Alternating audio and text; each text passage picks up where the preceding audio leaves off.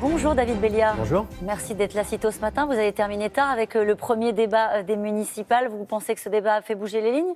En tout cas, c'est un exercice démocratique. On a pu voir projet contre projet pendant cette campagne. On n'a pas eu l'occasion souvent de confronter justement les propositions pour Paris.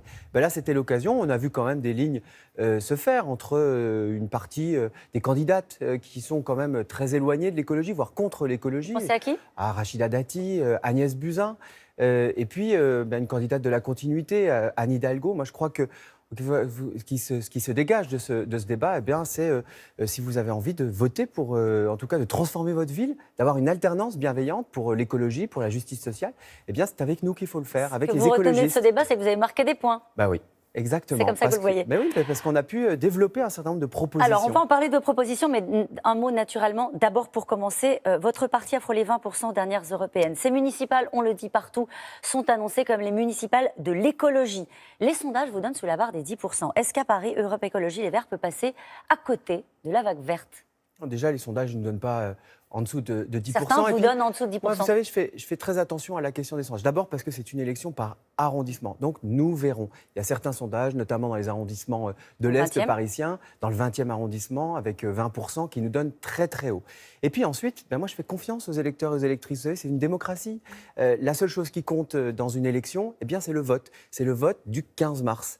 On verra. Les sondages, 3 jours avant les européennes, nous donnaient à 7%. Et 3 jours plus tard, Yannick Jadot fait 13,6. Vous croyez à une dynamique de fin de campagne. Comment trouver votre place, même dans cette campagne, quand la maire sortante fait justement campagne sur l'écologie, en sachant que Europe Écologie Les Verts a géré aux côtés d'Anne Hidalgo pendant des années. Comment assumer l'ensemble du bilan d'Anne Hidalgo et en même temps se démarquer ? Parce qu'on est dans une autre situation aujourd'hui. Il y a un autre contexte, le dérèglement climatique qui s'accélère, les canicules, les pics de pollution. Elle ne va pas assez loin. Mais aujourd'hui, il faut avoir de la cohérence, L'écologie, c'est pas juste faire des pistes cyclables, c'est aussi lutter contre la bétonisation de la ville. C'est proposer de nouveaux jardins. Par exemple, moi, ce que je propose, c'est de créer un 3e bois à la place d'un projet qui est aujourd'hui un projet de 6 tours avec du béton. À Bercy-Charenton, 80 hectares de bois. Un petit peu moins, en tout cas l'équivalent du parc des Buttes-Chaumont, un 3e bois, le bois de Boulogne, le bois de Vincennes et le bois de Bercy. Mais qu'est-ce que vous n'assumez pas dans le bilan écologique de la maire sortante ? Mais moi, j'assume tout ce que nous avons fait dans le bilan dans les 6 dernières années. Mais qu'est-ce que vous n'assumez pas ? Non, mais la question ne se pose pas comme ça. C'est que nous avons marqué un certain nombre de points. Et moi, je l'ai vu, à quel point nous nous sommes battus pour obtenir, par exemple, la pétonisation des berges de Seine. Vous savez, cette pétonisation des berges de Seine que tout le monde souhaite conserver aujourd'hui, les écologistes le proposent depuis 1989. C'est pas une idée d'Anne Hidalgo, c'est ça que vous nous expliquez. On s'est battu pendant 30 ans. 30 ans pour avoir la pétonisation des berges de Seine. Aujourd'hui, on ne peut plus attendre 30 ans. Il faut agir et agir maintenant parce qu'il y a une urgence et une urgence climatique à laquelle il faut répondre. Ce matin, Nicolas Hulot rend hommage d'une certaine manière à Anne Hidalgo et il la met dans la catégorie de ceux qui n'ont pas attendu pour agir et pour prendre les décisions difficiles. Vous auriez bien aimé quand même avoir un soutien de Nicolas Hulot dans cette fin de campagne, non ? Moi, j'ai des soutiens et des gens qui sont venus sur ma liste qui sont extrêmement importants. Delphine Batho, par exemple, ancienne ministre. Dominique Bertinotti, ancienne ministre socialiste. Corinne Lepage, ancienne ministre sous Jacques Chirac.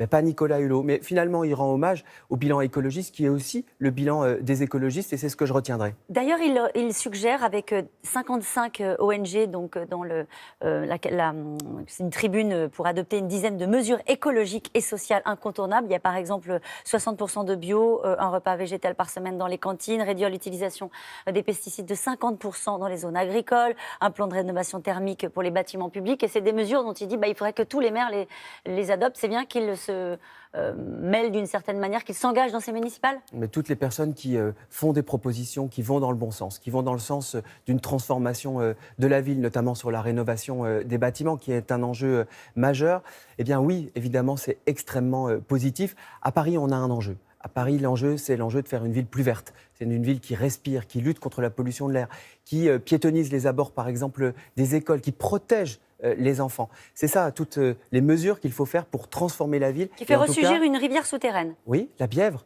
La Bièvre, il faut utiliser l'existant. Vous savez, cette rivière, elle existe. Elle a été enfouie sous le béton au début du XXe siècle. Eh bien, moi, ce que je souhaite, c'est de la refaire vivre, de la redonner aux Parisiennes et aux Parisiens. C'est le 13e, le 5e arrondissement, c'est le sud de Paris. Il n'y a pas de commerce, il n'y a pas de... Dans ce quartier-là, comment est-ce qu'on fait? Eh bien, on y va par tronçon, bien entendu, exactement comme ce qui se fait déjà ailleurs, à Arcueil. La Bièvre, à Arcueil, elle est découverte. Alors, pas sur tout son tracé, mais elle est découverte progressivement. Eh bien, c'est exactement ce que je veux faire à Paris.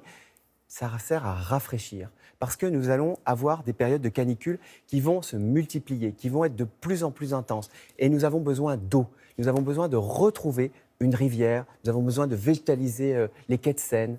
Les autres candidats, notamment hier soir, vous ont un peu brocardé sur l'idée que vous défendez, vous, une écologie punitive. Augmenter les taxes de séjour, par exemple, pour les 4 et 5 étoiles, donc les palaces et les beaux hôtels parisiens. Vous ne croyez pas qu'après les gilets jaunes, qu'après les grèves, il faut plutôt soutenir le secteur du tourisme et après la crise du coronavirus qu'on est en train de traverser? Vous savez, ce que je souhaite, c'est faire une taxe de séjour pour les palaces, avec des chambres qui peuvent être à 150, 200, 300 euros, d'augmenter de 2 euros. 2 euros par nuit pour contribuer à la transition écologiste de la ville. Moi, j'appelle pas ça de l'écologie punitive. Et puis, je vais vous dire, l'écologie punitive, c'est l'écologie qui ne fait rien. Ce sont les gens qui ne font rien.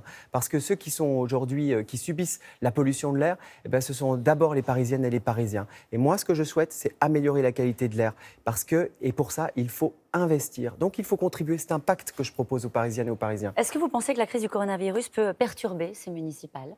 En tout cas, on en parle beaucoup et c'est normal parce qu'il y a un risque. Et vous le sentez sur le terrain? Il y a un risque pandémique. Oui, beaucoup de gens nous en parlent, bien entendu. Il y a une angoisse, il y a une peur et c'est fort normal. Moi, je crois qu'il faut rester très unis, très vigilants, qu'il faut avoir des actions, notamment auprès des plus vulnérables, les femmes enceintes, les personnes qui sont aujourd'hui victimes de maladies respiratoires, les seniors surtout. C'est là-dessus qu'il faut concentrer nos efforts sur l'information, la prévention. Est-ce que vous croyez toujours à une vague verte? Là, on quitte Paris, on regarde la carte de France. Et vous croyez toujours à une vague verte dans 15 jours? Oui, je crois qu'il y a aujourd'hui un désir d'écologie. Ce désir d'écologie, d'ailleurs, il est à Paris, il est partout.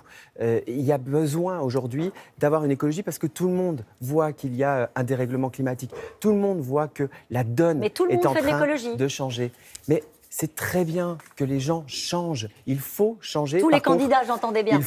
Il faut de la cohérence, il faut de la sincérité. Et vous savez, pour faire de l'écologie, rien de mieux que des écologistes au pouvoir. Merci beaucoup, David Merci Béliard. C'est à vous, Damien.